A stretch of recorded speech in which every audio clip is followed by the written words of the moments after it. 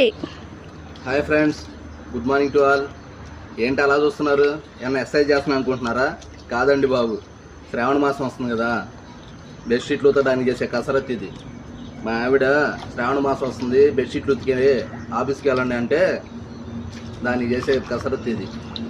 ఆఫీస్కి టైం అవుతుంది, సార్ అరుస్తానన్నా కానీ వినకుండా బెడ్షీట్లు ఉతికెళ్ళాల్సిందే అని ఈరోజు పట్టుబట్టింది.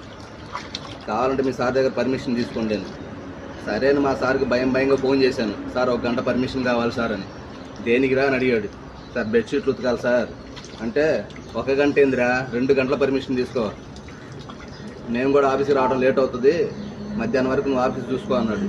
సార్ మీకేమైంది సార్ అంటే, నువ్వు బెడ్షీట్లు ఒక్కటే ఉతకాలరా, నేను ఇంట్లో బూజు ఉలపాలా, బెడ్షీట్లు ఉతకాలా, భాషలో దోని రావాలా, నాకు లేట్ అవుతుందిరా అన్నాడు. నేను షాక్ అయ్యాను. నా ఒక్కడి పరిస్థితి ఎలా ఉందనుకున్నా, ప్రపంచంలో అందరి పరిస్థితి ఇలాగే ఉందన్నమాట.